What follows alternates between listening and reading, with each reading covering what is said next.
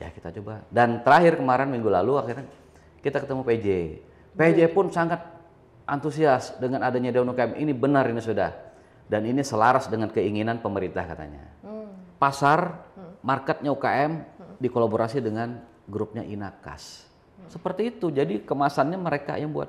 Produknya dari UKM. Dia bina satu market, satu nama. Sehingga di internasional orang taunya ini apa produknya? Produk abon kepiting, abon haruan atau ikan kering. Tapi dalam satu tempat yang namanya mungkin ya brandnya apa sehingga lebih murah. Harganya juga jadi berdaya saing yang baik. Saya melihat batik khususnya ya. Kalimantan Timur nih mungkin kalau batiknya oke-oke lah. Cuma kadang yang perlu kita bina tuh adalah pengrajinnya. Kenapa, Bang? Pengrajinnya itu kita punya daya lemah ya, daya kelemahan kita pengrajin batik, penjahitnya yang lemah. Ya, saya perhatikan, tanya aja pejabat-pejabatnya di mana dia yang jahit. Kalau nggak di Jakarta atau di luar daerah.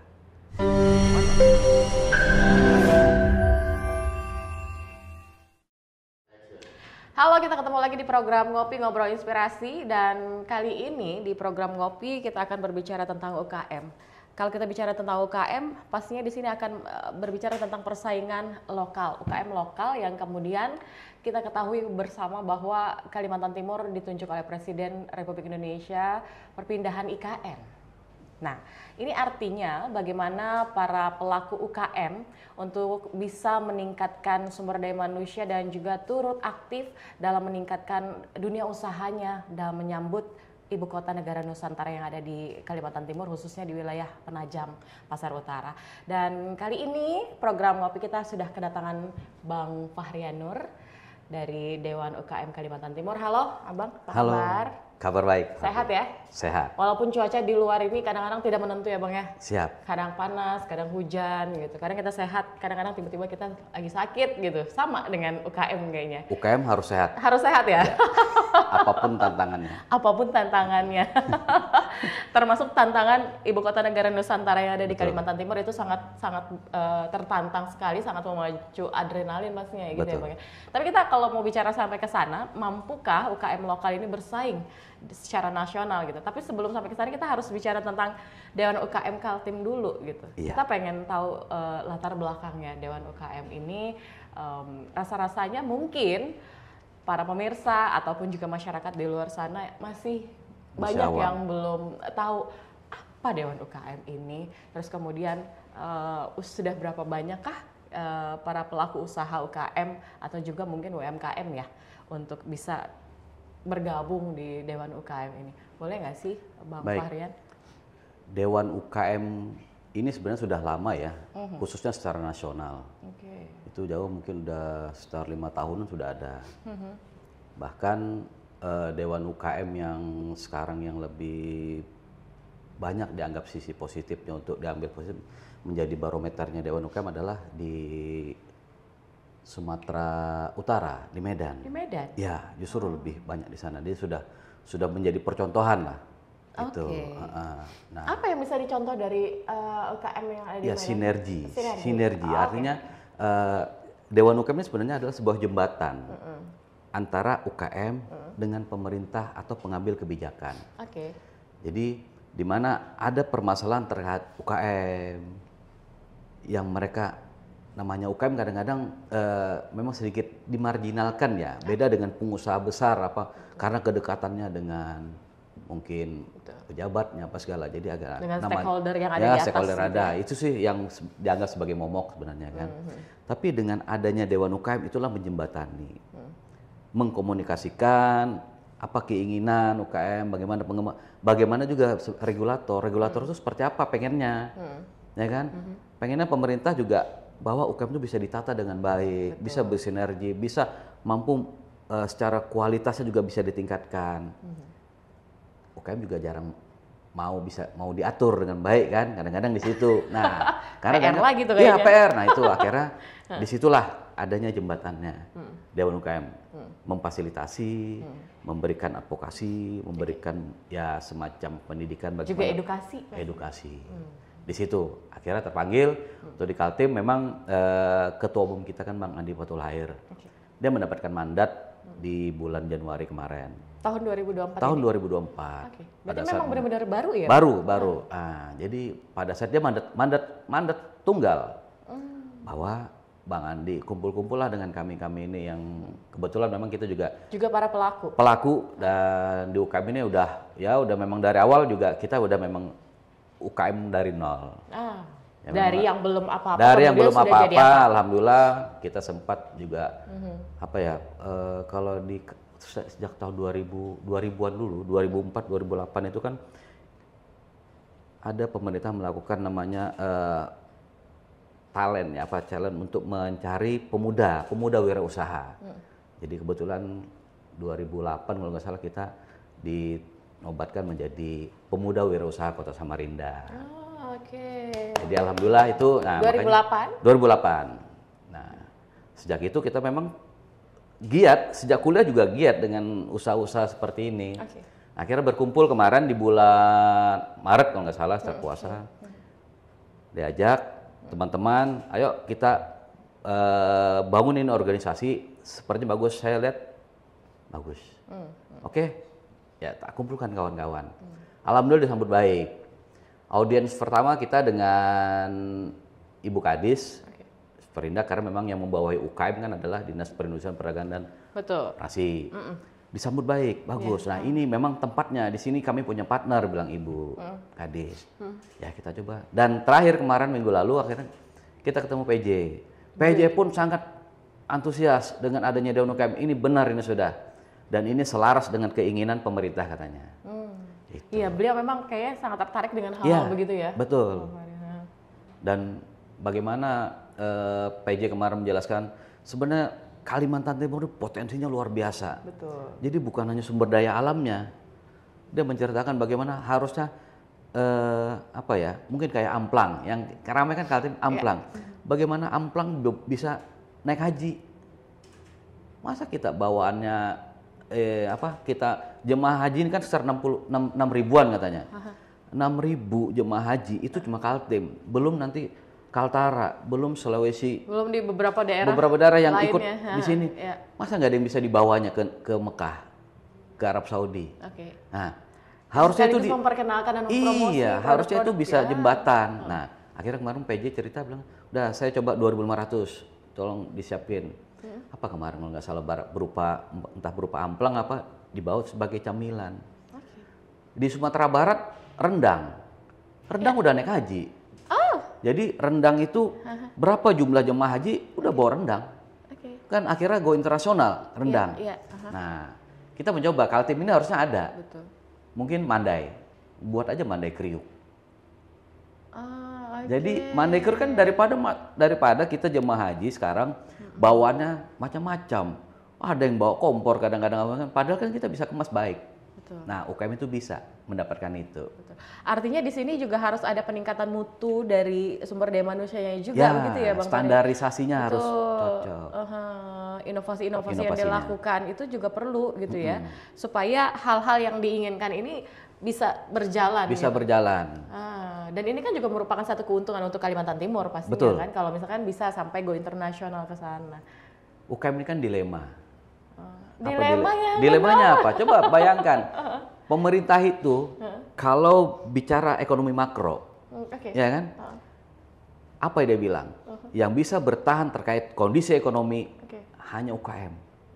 Betul. Jadi dijual-jual UKM kan?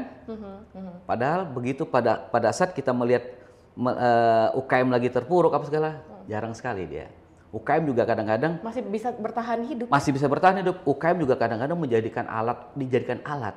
Apa alatnya sekarang? Kalau pameran UKM dipanggil-panggil. Bahwa ini binaan kami. Betul. Bayangkan, binaan seperti apa? Padahal UKM itu banyak. Nah, inilah coba jembatannya dari Dewan UKM. Artinya UKM yang ada di Kalimantan Timur, khususnya di Kota Samarinda itu kan terus berkembang secara masif ya, Bang? Siap. Sampai saat ini itu sudah berapa banyak kira-kira? Apanya? UKM? Anggotanya? Kalau UKM kan ribuan sebenarnya. Kalau data pemerintah sendiri udah berapa ribu yang punya NIB. Kan memang pendampingannya seperti itu. Betul. Hanya saja bagaimana dia berkembang lebih masuk kepada go internasional tadi. Ada contoh kemarin UKM yang di pasir. Oke. Di pasir itu dia membuat namanya briket, arang briket. Diperkenalkan dia kan UKM ini kan dia punya teknologi tepat gunanya itu arang briket, tapi hanya kemampuan produksinya. Pada saat Arab Saudi atau yang dari Timur Tengah kemarin mau pesan minimal 20 ton per bulan, tidak mampu. Nah, fungsi kami Dewan UKM disitulah mensinergikan. Kita bilang, ya kalau kita kerja sendiri tidak mampu. Betul. Jadi kita kerja kelompok. Nah, bagaimana kalau Anda sudah bisa membuat brandnya, maka tularkanlah ilmu membuatnya. Brandnya cukup ini, kan yang bisa buat susu, buat es batu kan bisa banyak. Kalau kita kerjaan sendiri semuanya dengan produk ini, tidak mampu dengan kebutuhan besar yang dipakai. Jadi itu fungsi UKM. Industrinya masing-masing ada yang membuat industrinya, biar perorangan rumah tangga itu bisa jadi. Nah, tinggal siapa yang bisa memfasilitasi untuk menampung hasil produksinya itu dikemas dengan baik untuk menjadi pasar internasional. Nah, itulah fungsi yang terjadi. Di Jepang juga bisa seperti itu. Di Cina bahkan seperti itu. Semuanya home industry. Brand dibuat. Jadi bukan pengusaha lokal sebenarnya. Jadi, bukan pengusaha yang di atas daripada UKM. Ya, itu sebenarnya yang terjadi. Jadi artinya memang banyak contoh yang bisa kita... Banyak contoh. Apa ya, konsep kita itu sebenarnya konsep sapu lidi kan. Sapu lidi? Ya, konsep sapu lidi itu kalau berkumpul kuat. Betul. Kalau cuma satu lidi aja nggak bisa, mudah dipatahkan. Betul. Nah itulah UKM harus seperti itu. Itu intinya. Lalu kemudian dengan adanya Dewan UKM Kaltim yang kemudian sudah melakukan berbagai audiensi dengan beberapa pihak juga gitu ya Bang Fahrian. Nah ini program yang pertama akan dilakukan nantinya setelah ini apa? Ya. Program pertama yang paling dekat ini sebenarnya kita pengen adanya pendampingan kepada UKM terkait produk halal. Jadi sertifikasi halal kita dampingin. Itu akan kita coba inventarisir sehingga nanti pada saat untuk dia punya sertifikasi halal, dia akan bersaing secara regulasi. Kan masuk pasar internasional itu atau go nasional sendiri adalah dia harus punya standarisasi. Nah, standarisasi itulah kita coba dampingin. Seperti itu. Oh, jadi itu dulu ya? Ya. Itu yang pertama akan. Yang pertama. Getol dulu. Yang getol. Ya, sehingga nanti kita mencoba nanti produk kita bagaimana bisa masuk. Mungkin di bandara itu penting ada. Betul. Jadi kita melihat di bandara. Nggak usah jauh-jauh di Samarinda aja. Ya. Ada nggak? Mau masuk ada nggak sentra UKM untuk buat ini penumpang ini untuk oleh-oleh? Harusnya kan ada. Nah, disitulah fungsinya Dewan UKM untuk menjembatani dan meminta kepada regulator yang sebagai pelaksana bandara untuk memberikan space di situ. Nah, itu kita akan coba lakukan. Iya benar, saya setuju tuh kalau misalkan di bandara tuh harus ada seperti itu, sentra UKM itu. Karena memang di situ kan produk-produk lokal yang akan ditaruh di Betul. situ. Diperkenalkan di situ. Ini ada kafe. Kafenya sudah kafe yang masa bisa diterima kita nggak bisa diterima. Betul. Ada dua di situ pengusaha. Jangan sampai ada ketimpangan ya, gitu ya. Itu. Nah, itu fungsinya Dewan UKM untuk menjembatani itu dan pemerintah sebagai regulasi berdasarkan undang-undang yang dibawanya untuk dijalankan. Itu. Oke. Ketika nanti itu sudah berjalan, lalu apa lagi yang akan dilakukan dari Dewan? Ya, yang jelas kita penguatan ekonomi ya, penguatan badan usahanya agar mungkin Dewan UKM ini atau UKM-UKM yang sudah jadi itu udah bisa membina juga ke bawahnya. Kita pengen sih Kalimantan Timur tuh jangan melihatnya hanya sumber daya alamnya. Sumber daya alam nanti akan habis. Apalagi UKM, terus dikikis ya. Ada kemarin saya bagus juga tuh tertarik. Bisnis apa bilang Pak PJ yang bisnis yang tidak akan habis itu adalah bisnis kuliner. Selagi orang mau makan itu bisnis. Nah, UKM harus bisa melihat di situ. Dia harus punya standar kan. Ya. Selagi masih orang makan, berarti itu tidak akan berhenti bisnisnya di industri makanan. Jadi kemudian Dewan UKM Kaltim akan optimis dalam menyambut IKN ya? Optimis. Nah, terkait IKN ya. Kemarin ada bulan lalu saya dengar di radio, enggak sampai 1 bulan lah. Jadi ada organisasi namanya KPPU, Komisi Persaingan Usaha. Dia menyorotin ke OI. Badan otorita itu, dia bilang harusnya UKM lokal itu harus bisa masuk ke dalam, bukan hanya pengusaha luar. Betul. Nah, artinya apa? Dewan UKM melihatnya begini, kalau KPPU saja bisa mengintervensi, memberikan masukan kepada otorita, kenapa Dewan UKM tidak bisa? Betul. Nah, artinya apa? Persaingan usaha yang ada, pengusaha lokal itu harus dikasih kesempatan di IKN Ya. supaya bisa bersaing. Benar. Nah, bersaingnya tadi seperti apa? Disitulah Dewan UKM untuk pendampingan terhadap UKM. Apa saja persyaratan yang belum terpenuhi, itu akan kita coba fasilitasi. Sejauh ini untuk ada persyaratan menjembatani. yang belum terpenuhi memang untuk Ya, bisa salah masuk satunya ke IKN? memang standarisasi. Oke. UKM kita ini kan kelemahan kita, dia tidak mampu mengurus standarisasi. Kelemahan kita di situ. Kita bagaimana membuat suatu produk, maunya keripik aja. UKM itu kadang hanya bisa menggoreng, membuat, tapi malas mengurusi administrasi. Nah, disitulah Padahal itu peranan penting Dewan UKM menjembatani bagaimana mengurus sertifikasi itu melalui regulasi yang ada. Oke. Sehingga kalau dia mampu bersaing, UKM mampu bisa mengikuti standar-standar itu, bisa masuk. Ya, apakah ke pasar modern? Kita harus masukkan ke situ juga. Pasar modern itu wajib sebenarnya memberikan ruang terhadap UKM lokal yang ada di Kalimantan Timur. Jadi barang-barang hasil produk yang dia jual Iya. bukan hanya yang dari luar, dari Jakarta, bahkan dari luar kan gitu produk itu. Kenapa tidak di wilayah kita sendiri aja untuk bisa dipasarkan Ya. produk-produk kita ya? Artinya seperti itu. Karena apa ya? Kita Samarinda contohnya ini memang konsumtif sekali kan. Betul. Sayur mayur aja juga dari luar, nggak ada yang asli yang dari Daerah daerah sendiri. kita. Bayangin, wortel, kol, ya kan, bawang perai, nggak ada kan.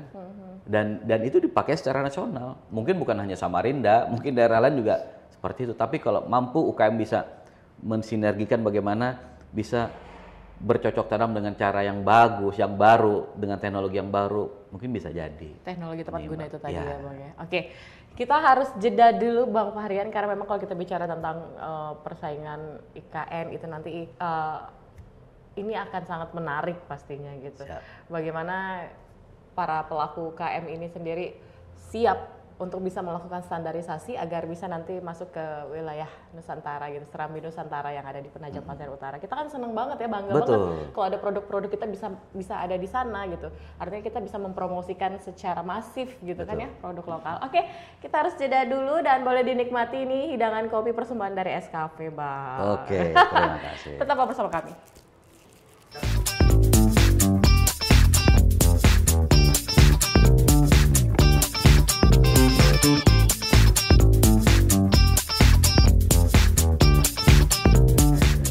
Oke, kita masih di program Ngopi Ngobrol Inspirasi dan masih dengan Bang Fahrian Nur, Dewan UKM Kalimantan Timur. Ngobrol-ngobrol kita tuh udah semakin seru di segmen kedua nih pastinya gitu ya kan, karena memang untuk menguatkan UKM lokal dalam menyambut persaingan secara nasional ini memang terus digalakan. Betul. Oleh Dewan UKM walaupun ini memang masih baru, tetapi ini akan tetap terus meningkatkan sumber daya manusia terutama para pelaku-pelaku UKM yang ada di Kalimantan Timur Iya. begitu. Bagaimana nanti mereka akan membina dan kemudian juga bersinergi, berkolaborasi dengan para stakeholder yang ada di Kalimantan Timur gitu. Dan tentunya kita juga sangat senang gitu ya, Bang Fahrian, kita bisa mengundang Abang di sini karena kita tahu bagaimana organisasi ini kemudian dibentuk. Dan ini merupakan suatu wujud nyata untuk lebih memperhatikan para pelaku UKM yang ada di Kalimantan Timur begitu ya kan ya Bang ya. Karena dengan banyaknya jumlah para pelaku UKM ini sendiri, ini mungkin bisa saja tidak tersentuh gitu. Mungkin ada yang tidak tersentuh juga begitu kan mereka ya. Betul. Aha. Jadi ya Dewan UKM ini kan bukan berarti semua UKM bisa Betul. terserap kan, Iya. aspirasi apa segala. Tapi minimal dengan adanya Dewan UKM ini mampu, istilahnya sebagian mampu menyerap aspirasi yang bisa kita coba olah, kita kolaborasikan dengan Betul. pemerintah sehingga tujuan pemerintah dalam pemberdayaannya kita bisa jalankan. Itu Gitu ya. Oke. salah satunya seperti itu. Benar. Dengan adanya Dewan UKM. Dan kemudian yang tadi juga yang IKN tadi nih Bang, ya Ya. kan? Karena kan ini juga progres pembangunan di IKN terus berjalan secara masif yang kemudian bahkan dalam waktu dekat mungkin beberapa bulan ke depan ini pemerintahan sudah ada di sini gitu. Artinya kan dalam beberapa waktu ini, dalam waktu beberapa bulan, disinilah bagaimana kita untuk mempercepat apa yang harus kita lakukan dengan yang paling sesegera tercepat mungkin. jangka pendeknya ini adalah bagaimana nanti pada saat acara 17 Agustus itu Betul. UKM, space-nya UKM Iya. harus masuk di situ. Paling tidak dengan datangnya ribuan orang ya. Iya, Balikpapan sendiri hotel penuh. betul. Bayangkan itu. Iya. Belum nanti yang mungkin yang di gesosnya apa segala. Jadi kegiatan di Agustus nanti pada saat hari kemerdekaan itu minimal Dewan UKM bisa berpartisipasi dengan UKM-UKM lokal yang bisa menyentuh pasar nasional. Kita akan coba masuk ke sana, makanya ini dalam waktu dekat kita mau ada audien kepada UI, otorita, untuk meminta nanti, kita minta di space untuk oleh-olehnya Kalimantan Timur. Kalimantan Timur. Ya, jadi di sini kita coba nanti rangkul teman-teman UKM, ayo produk apa yang bisa Itu menjadi... berarti dari berbagai daerah gitu ya Bang? Dari berbagai Tersebar daerah. di Kan selesai Agustusan mungkin dia balik lagi ke daerah masing-masing yang mungkin tidak istilahnya ya kan dari Sabang sampai Merauke nanti itu datang perwakilan kan. Iya, Nah itu bukan hanya peserta upacaranya benar. yang dari pusat dari mana tapi juga yang mereka pengen melihat bagaimana sih IKN seperti apa kan, pengen kan wisatawan, disitulah fungsi. Produk lokal itu kan tidak hanya kuliner ya Bang, Betul. tetapi mungkin dari yang Ya, kain, handicraft, ya. yang begitu-begitu kan juga perlu. Apalagi Perlu. kan di berbagai daerah tuh memiliki ciri khasnya masing-masing gitu dalam produk lokal yang seperti itu ya.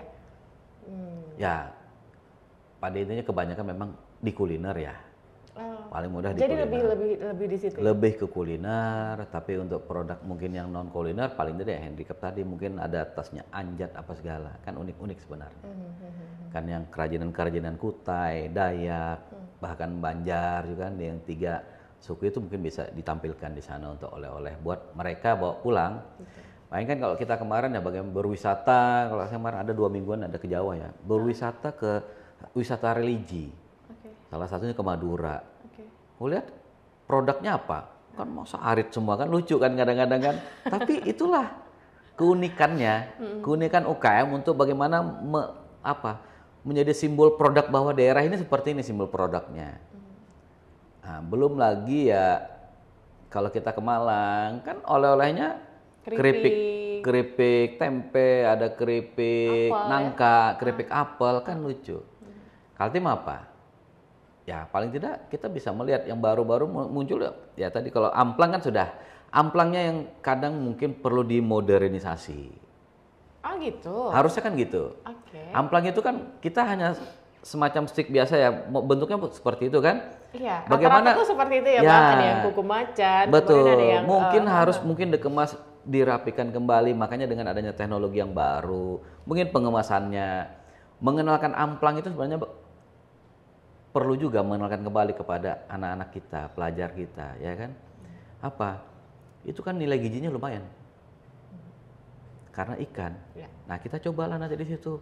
Apa kemarin kayak abon haruan. Pak PJ juga ngomong harusnya abon haruan ini harus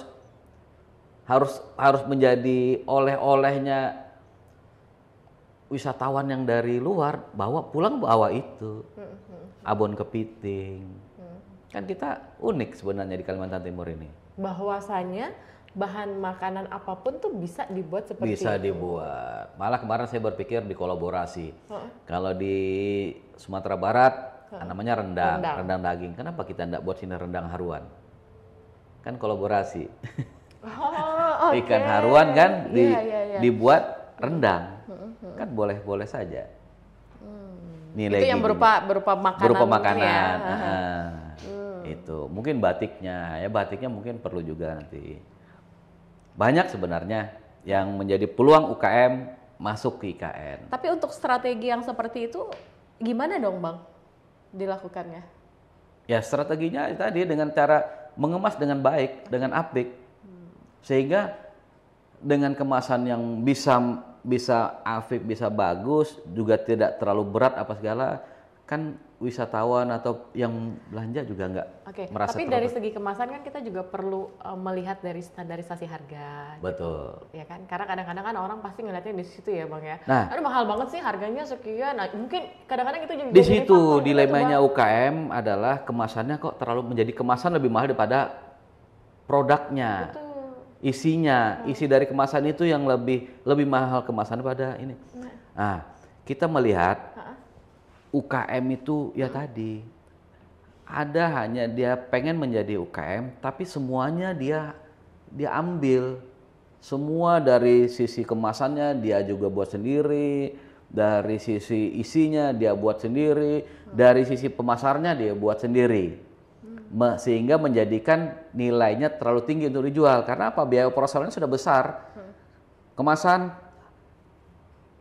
kuantitinya kan sedikit. Belanja dengan kuantiti sedikit berarti mahal. Ya. Nah, terus apa lagi? Marketingnya, pemasarannya. Itu juga kalau dia memasarkan sendiri terlalu mahal jadinya. Ya. Tapi sebenarnya kalau dengan ada sinergi, ya tadi dengan cara dengan adanya organisasi Dewan UKM baik nanti bisa bentuk jadi badan usaha koperasinya apa segala. Ayo sinergi. Yang menyuplai kemasannya siapa? Oh, oke. Jadi dia bisa kuantitinya lebih banyak, ya kan? Dengan brand tersendiri mungkin Dewan UKM apa sendiri. Yang memproduksi isinya siapa? Jadi dengan adanya seperti itu menjadikan biaya lebih murah. Karena dengan kuantiti yang banyak biasanya lebih murah, lebih banyak dibeli, disiapkan, lebih murah biaya produksinya. Akhirnya harga jadi bersaing dengan produk yang sudah membumi. Apa saja produk membumi ya kita kan tahu sendiri. Mungkin kayak snack-snack. Ya. Kalau snack yang punya brand sendiri kan masuk ke minimarket apa murah kan? Dibandingkan dengan produk UKM masuk ke minimarket lebih mahal daripada snack yang ada di. Ya. Nah, apa yang sebenarnya terjadi pemisah harganya? Ketimpangan harga tuh karena memang kemasannya. UKM wajib ngerti pelaku UKM wajib bisa dididik. Sehingga apa? Mari kita bersinergi seperti sapu lidi kan gitu. Iya, kalau dia semakin banyak akan semakin kuat. Ya, itulah yang terjadi. Sebenarnya industri UKM itu harusnya mereka menjadi industri rumahan. Nanti ada levelnya lagi untuk pengepul industrinya. Lalu ada lagi yang nanti memasarkannya secara masif. Tidak melupakan hasil daripada UKM sendiri, kan jelas di situ nanti. Tertera. Nah, itulah UKM yang benar bisa go nasional bahkan internasional. Mudah-mudahan itu nanti akan segera dilakukan oleh Betul. ini ya Bang ya. Dewan UKM Kaltim. Beberapa bulan lalu kan kita sempat juga yang kerjasama dengan sebelum terbentuknya Dewan UKM ya. Ya kami sendiri sebenarnya sudah ada kerjasama dengan Indonesia Kazakhstan. Ada yang pembina UKM. Akhirnya kita ngajarin gitu. Jadi pasar-pasar mereka ini marketnya UKM dikolaborasi dengan grupnya Inakas. Seperti itu. Jadi kemasannya mereka yang buat, produknya dari UKM dia bina satu market satu nama. Sehingga di internasional orang taunya ini apa produknya? Produk abon kepiting, abon haruan atau ikan kering. Tapi dalam satu tempat yang namanya mungkin ya brandnya apa sehingga lebih murah. Harganya juga jadi berdaya saing yang baik. Nah, di sini yang kita perlu mungkin teman-teman UKM nanti yang belum tergabung ke apa nanti bisa kita bisa diajak ya, untuk diajak berkolaborasi kita edukasi seperti gitu ya. itu. Karena memang penting sih ya Bang ya. Peranan mitra itu juga sangat strategis sebenarnya. Kalau kita mau melihat UKM internasional yang mungkin kita lupa S Hardware itu UKM sebenarnya. Itu punya koperasi. ACE itu apa ya, American Corporate apa itu. Jadi itu koperasinya Amerika. Produk-produknya itu berdasarkan dari UKM-UKM dia kumpulkan, marketingnya adalah ACE. Itu banyak teman-teman nggak tahu. Indonesia kalau bisa seperti itu luar biasa. UKM Kalimantan Timur mungkin menjadi contoh nantilah. Kita buat produksi seperti itu, kita bentuk, maka market kita bisa go nasional, go internasional. Tapi dalam mewujudkan mimpi itu memang membutuhkan proses Perjuangan. dan perjuangan. Ya, perjuangan. Saya sendiri kan Betul. Bagaimana dari nol bisa berjuang, bisa Dari yang bertahan. belum apa-apa dan sampai kemudian sudah bisa menjadi apa-apa. Ya. Begitu juga dengan pembinaan yang kemudian nanti akan Betul. dilakukan kepada para Paling tidak kita pelaku bisa UKM. tularkan kembali semangatnya kan. Itu semangat Tapi itu. kan ini kan dengan beribu para pelaku. Oh ya. Nggak apa-apa, nanti kita Dan itu buat merupakan klaster. tantangan ya, Bang? Ya, tantangan. Tapi kan kalau kita mampu berpikir membuat klaster-klaster, bisa jalan nantinya. Oh, ini klasternya mungkin kuliner. Oh, klasternya nanti kerajinan. Oh, ini klasternya. Kita coba nanti di situ. Nah, Dewan UKM lah nanti mencoba membuat gagasan-gagasan seperti itu, sehingga apa yang menjadi tujuan UKM sendiri dan pemerintah menjadi jalan. Oke. Tapi apakah perlu juga misalnya di dalam Dewan UKM ini juga perlu ada yang semangatnya dari para generasi muda, generasi milenial gitu, Gen Z gitu ya. Kan itu kan kita perlu merangkul juga ya, Betul. Bang gitu. Karena pengaruh atau mungkin dari mereka itu tuh sangat luar biasa gitu. Ya, kalau Gen Z Untuk sekarang bisa kan bisa mengajak, bisa bersama-sama aja, gitu. bisa sinergi nanti. Bahkan generasi Z sekarang dia mampu beradaptasi dengan zaman hari ini ya kan. Bagaimana dia mengkolaborasi dengan digital marketingnya kan? Iya. Di situ anak-anak muda kita tantang dengan kreativitasnya, Oke. ya kan? Mungkin yang sudah bukan tua ya, di tengah-tengah mungkin dari produksinya, Oke. yang tua membimbingnya. Ah, gitu.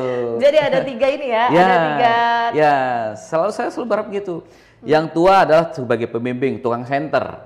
Saya selalu bilang gitu, tukang senter. Kenapa? Cukup kami yang di tengah-tengah dan yang lebih muda untuk berkarya.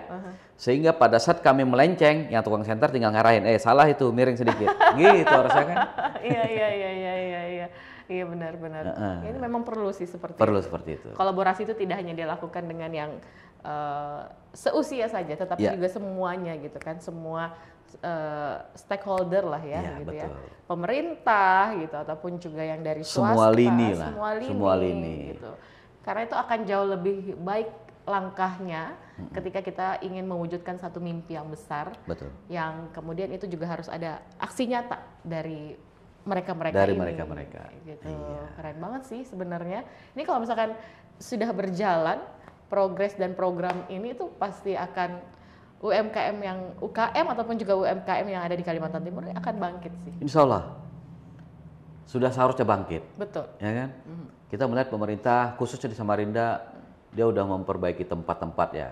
Contoh dulu kayak Citra Niaga udah bagus. Nah, saya sih nanti berharap Dewan UKM akan merekomendasikan bagaimana pelaku-pelaku usaha UKM itu bisa ada bagus di sana. Ada event-event di sana kegiatan. Bukan hanya tempat pejalan kaki di sana kan. Kalau mau seperti itu, kita akan juga rekomendasikan kepada pemerintah mungkin semacam apa operasi pasar apa. Udahlah, kegiatannya di sana, jangan di kantor-kantor lagi. Iya. Kan kebanyakan kita nih di sini masing-masing berjalan. Iya.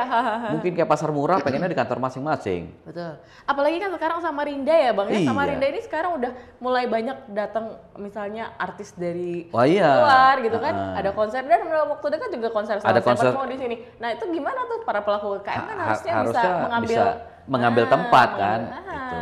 Bisa harus ada space untuk para pelaku UKM untuk ini loh. Ya, jadi produk memang ini. disitulah kita kemarin juga waktu diskusi dengan Pak PJ juga kita pengen nanti ngajak kalau ada event-event ya Dewan UKM dikasih tahu. Betul. Sehingga kalau ada info begitu kita akan informasi UKM sendiri bisa jalan. Jadi langsung ambil peluang. Ambil peran, ambil peluang. Betul. Oke, nanti kita lanjutkan lagi, harus jeda lagi dan tetap bersama kami.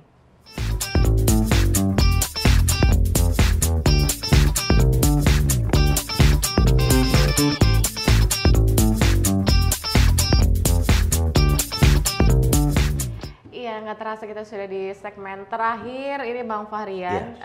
Jadi mungkin lebih kepada nantinya pesan dan juga pasti harapan dari Bang Fahrian sendiri sebagai Dewan UKM Kalimantan Timur yang kemudian akan banyak melakukan program kerja begitu ya untuk pembinaan pelaku UKM yang memang jumlahnya juga sangat masif, perkembangannya juga sangat luar biasa.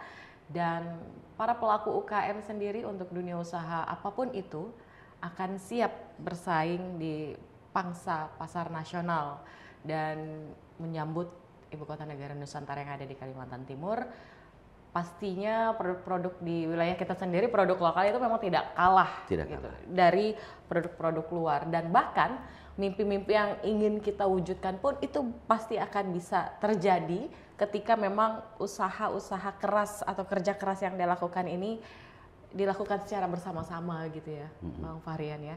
Jadi memang Kalimantan Timur ini, peran dari Kalimantan Timur sendiri sebenarnya juga sudah menyediakan lahan-lahan tersebut.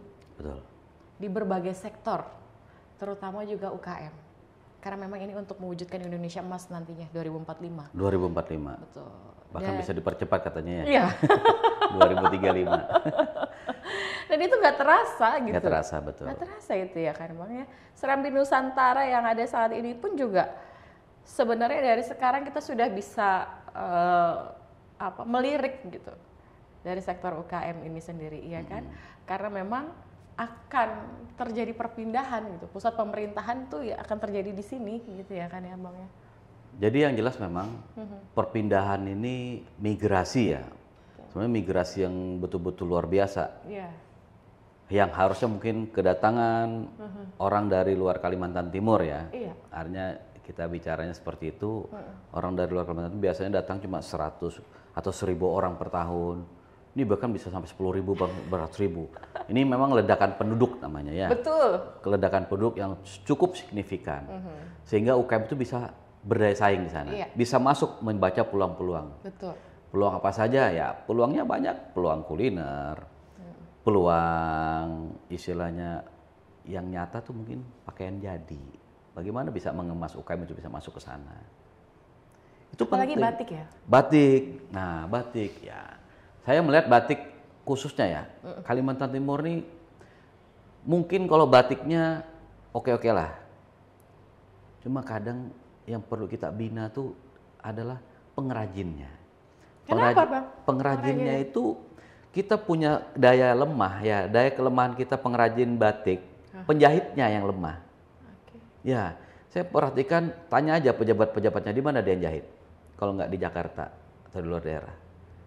Padahal Kalimantan Timur banyak penjahit. Betul. Penjahitnya itu yang perlu naik kelas. Nah, apa? Mungkin artinya mampu. juga harus ada perhatian dan pembinaan untuk mereka Ya, kualitas pelaku itu penting. Kadang kalau sekarang aja udah mulai ya. Penjahit-penjahit bagaimana yang permak jinnya ya. Jin aja bisa dipermak, jinnya. Sudah di pinggir-pinggir jalan. Nah, ini penjahit yang spesialis saja agak susah kita nyari sekarang kan? Apa ukuran dari segi ukuran dan segala macam? Hasil atau ya? dari hasil jahitan? Hasil jahitan. Oke. Itu yang perlu mungkin pemerintah apakah melalui, tapi pemerintah kulihat dia hanya melakukan pembinaan terkait bagaimana pembinaan ibu-ibu bisa menjahit. Kan lucu juga kan kadang-kadang pelatihan-pelatihan menjahit. Harusnya mungkin pelatihannya yang udah tingkat mahir. Kita lemah di situ. Sumber daya manusia ya, Bang? SDM-nya harus ditingkatkan. Oke. Nah, itu yang nanti. Nah, bersaing itu kalau kita bisa bersaing dengan adanya kedatangan banyak migrasi Perpindahan penduduk itu, ya kan? bukan hanya perpindahan Ya, pemerintahan, tetapi juga penduduk. kita akan bisa ledakan bersaing penduduk. bagaimana hasil dari konveksi kita. Memang terjadi konveksi sekarang juga industri konveksi banyak dibanjiri dari produk-produk Cina kan? Bisa murah, kualitas bagus. Kita datang bawa kain, coba jahit, terlalu mahal. Ongkosnya kadang lebih mahal daripada beli yang sudah jadi. Nah, itu juga jadi catatan kita. Dan itu sudah awal terjadi tuh, Bang. Sudah awal terjadi. Betul. Nah, itu mau coba teman-teman dari Danukam ada yang coba memilah bagaimana mungkin mengklaster juga pelatihannya. Apakah coba supaya dia rapi mungkin cumanya dia pasang kantong, pasang keras sehingga bisa tertata dengan baik hasilnya. Bisa jadi. Tapi kalau batik mungkin perlulah nanti pengrajin atau penjahit batik yang spesial. Saya pengen ciptakan itu juga sekarang. Saya jangka pendek saya pasti buka. Karena memang pengalaman kita di konveksi dulu bagaimana cara masih kuliah sama kuliah itu saya jahit punya gubernur, punya bupati. Saya kerja sama penjahit orang China, tapi kan lucu kadang dia ajarkan kepada kita, coba mau pakai, Bang. Kau pakai aja jelek, apalagi yang punya, yang pesan. perbaiki. Nah, disiplin seperti itu yang jarang sekarang ada. Penjahit disuruh begitu bisa marah, udahlah aja sendiri bilangnya. Nah ini lah mental seperti itu yang harus dirubah. Oke. Artinya mindset mereka itu, pola pikir mereka itu Ya, yang perlu iya, saya melihat disentuh di sini sedikit. harus disentuh perbaikan bagaimana mungkin dia harus mengikuti jam kerja. Jam kerja mungkin dia harus jam 7 udah datang kerja, ya kan? Sore pulang. Ini enggak Tapi kan? pasti mereka akan menjawab, ini kan bukan kantor gitu ya kan? Disitulah konsep seperti itu dirubah. Oke. Itu Dewan UKM yang bisa masuk ke dalam situ nanti perbaikannya. Dari mungkin juga nanti bagaimana dia bersaing mungkin. Apakah harus ada sosialisasi dulu gitu Bang, Dewan UKM ini untuk para pelaku-pelaku UKM? Ya, sosialisasi seperti itu, pembinaannya seperti itu nanti. Dengan Dewan UKM mungkin bisa masuk metodenya. Pemerintah kan kadang kesusahan untuk mentatar seperti itu masuknya kan. Karena komunikasi kalau pemerintah kan bisanya dia hanya ada semacam apa ya, kayak pelatihan-pelatihan, memanggil, dan pemerintah tergantung pada anggaran. Oke. Iya betul. Jadi ada waktu tertentu. Sementara mungkin Dewan UKM bisa asal kami Dewan UKM bisa bersinergi, mau bulan depan mau keluar asal bisa masuk jadinya. Jadi nggak perlu harus nunggu waktu pelaksananya kapan, sama sekali nggak perlu. Jadi komunikasi seperti itu diperbaiki. Dan itu harus dilakukan secara kontinu Iya. gitu ya. Tidak bisa juga pertemuan hanya sekali. Karena nggak akan jadi kalau hanya sekali gitu. Betul. Oke. Luar biasa sih sebenarnya ini inisiasinya, dan pastinya juga dibutuhkan dari teman-teman yang ada di dalam organisasi Dewan UKM ini juga perlu punya gagasan-gagasan yang begitu. Karena memang kan kita itu harus bersaing secara gagasan. Betul. Tidak hanya sekedar omongan gitu, tapi gagasan tersebut kemudian bisa dilakukan tindakan. Ya, teman-teman di Dewan UKM ini kan rata-rata memang ada akademisi, ada praktisi, ada pengamat, ya kan? Jadi bagus, berkumpul di situ sehingga ada gagasan, ada ide. Ide itulah yang bisa diaplikasikan. Alhamdulillah di situ kami terkumpul dengan Dewan UKM, akhirnya kita punya gagasan, punya ide yang seperti apa, sehingga praktisinya sendiri yang pengen mau berubah, pengen naik kelas, ikut dengan gagasan itu, kan gitu. Jadi artinya Dewan UKM ini tuh sebagai wadah, sebagai Ya, ruang sebagai ruang. untuk bisa meluapkan gagasan-gagasan Ya. tersebut. Dan Kita tahu kan kadang-kadang ya tadi kita bisa menilai, ya kan? Tapi kalau menilai UKM tanpa adanya tindakan, perbaikan, nonsen juga. tidak akan ada Tidak perubahan. akan ada perubahan. Tapi dengan adanya penilaian, karena di sini adalah masuknya nilainya seperti ini, solusinya seperti apa? Ayo kita lakukan. Nah, Anda mampu menilai, Anda mampu merekomendasikan, kami akan lakukan. Oke. Kita lakukan dengan sebuah tindakan. Oke. Nah itulah dari Dewan UKM itu. Oke. Terbentuknya Dewan UKM seperti itu, gagasan seperti itulah yang menjadi mimpi-mimpi kawan-kawan UKM untuk menjadi kenyataan yang bisa naik kelas. Itu. Mudah-mudahan ini terwujud ya Bang, Amin, ya, amin. waktu Insya Allah. dekat ya. Insya Allah terbentuk. Jadi terwujud. artinya UKM lokal siap bersaing secara nasional. Siap bersaing secara nasional. Dan itu merupakan suatu keoptimisan dari Dewan UKM Harus Kalimantan optimis, Timur sangat optimis. untuk bisa bersinergi, berkolaborasi, kemudian bisa melakukan tindakan dan juga perubahan-perubahan terhadap Betul sekali. para pelaku UKM yang ada Pelaku di UKM. Kalimantan Timur ya. Betul. Dan kemudian juga siap menyambut hadirnya IKN di Kalimantan yang ada di Timur. Kalimantan Timur. Aduh luar biasa banget.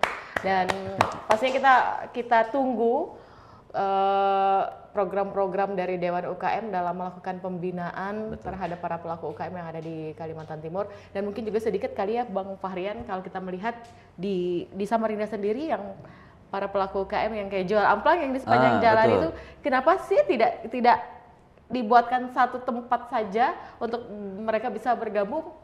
Jadi sebenarnya kalau melihat sejarahnya, kan kenapa ada di sepanjang jalan ya? itu, karena dulunya memang pintu keluarnya warga ya, masyarakat mau keluar daerah kan lewat situ. Dulu kan jalurnya cuma satu jalur.